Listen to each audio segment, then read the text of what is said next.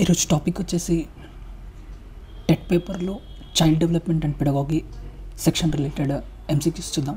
Already ఈ section related 30 MCQs upload చేశాను. In case చూడని వాళ్ళు ఉంటే మన ఛానల్ ప్లేలిస్ట్ని ఒకసారి రిఫర్ చేయండి. అండ్ వీడియో స్టార్ట్ చేసే ముందు వీడియోని లైక్ చేయండి, సో ఎక్కువ మందికి రీచ్ అవుతుంది. Okay, will start with the next 30 MCQs. వివిధ రకాల పుష్పాలను వర్గీకరించాలని పూజను కోరారు. ఆమె వాటిని రంగు అనే ఒక పరామితి ఆధారంగా మాత్రమే వర్గీకరిస్తుంది. పూజ ఇక్కడ డాష్ కారణంగా దీన్ని చేసింది. కేంద్రీకరణ.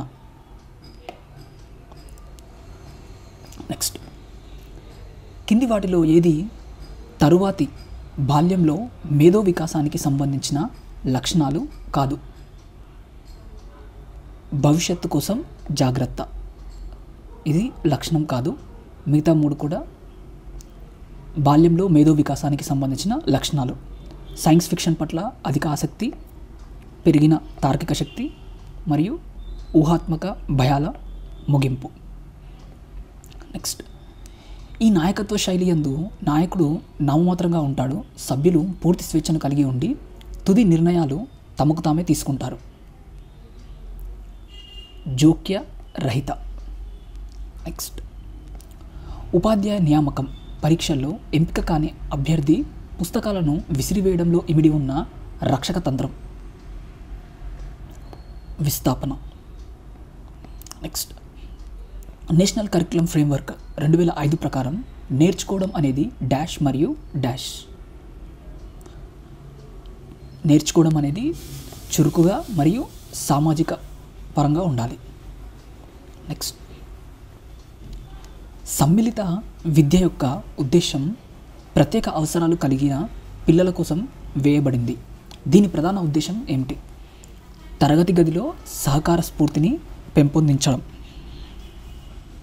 నెక్స్ట్, రోషాక్ సిరా మరకల పరీక్షల్లోని చిత్రపటాల సంఖ్య 10. నెక్స్ట్, అభివృద్ధి గురించి కింది వాటిలో సరైనది ఏది? పైవన్నీ కూడా సరైనవే. వ్యాయామం మరియు పోషకాహారం ద్వారా అభివృద్ధి ప్రక్రియను మెరుగుపరచవచ్చు. అభివృద్ధి సానుకూలంగాను ప్రతికూలంగాను ఉండవచ్చు. అభివృద్ధి సాధారణం నుండి నిర్దిష్టంగా కొనసాగుతుంది. నెక్స్ట్, స్టాన్ఫోర్డ్ బినెట్ ఇంటెలిజెన్స్ పరీక్ష అంచనా వేయడానికి డాష్ ఉపయోగపడుతుంది. పిల్లల సాధారణ మేధో సామర్థ్యం. అభిషేక్ విద్యార్థులకు ఆరోహణ లేదా అవరోహణ క్రమాన్ని అర్థం చేసుకోవడానికి వివిధ పరిమాణాల పెన్సిళ్లను అందజేస్తాడు.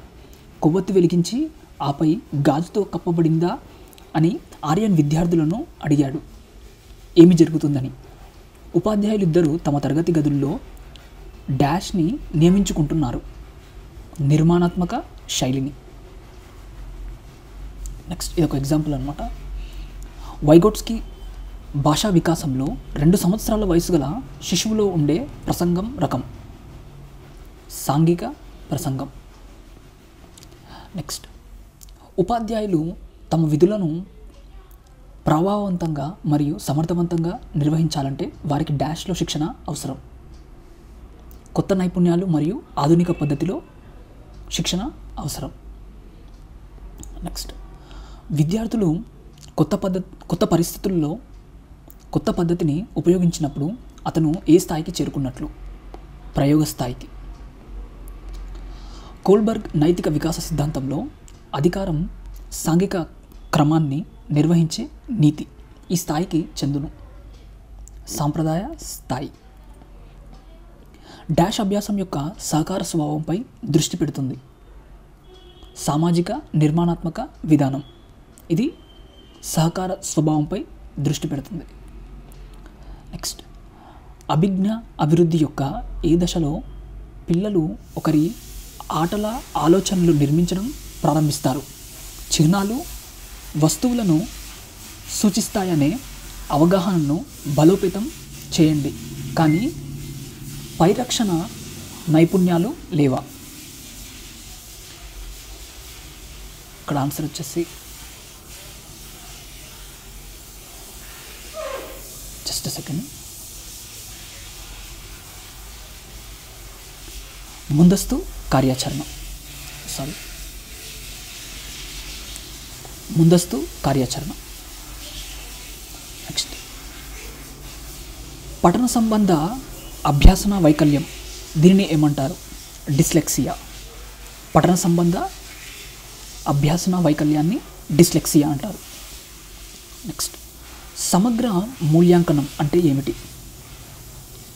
సర్వతోముఖాభివృద్ధి మూల్యాంకనాన్ని సమగ్ర మూల్యాంకనం అంటారు. నెక్స్ట్, కింది ప్రధాన అంశాలు సాంఘికీకరణ కోసం ఫ్రేమ్వర్క్ను అందిస్తాయి. మానవ జీవ సంభావ్యత, సంస్కృతి మరియు వ్యక్తిగత అనుభవాలు. వైగోట్స్కీ యొక్క సోషియో కల్చరల్ సిద్ధాంతం యొక్క ముఖ్య సూత్రం కింది వాటిలో ఏది?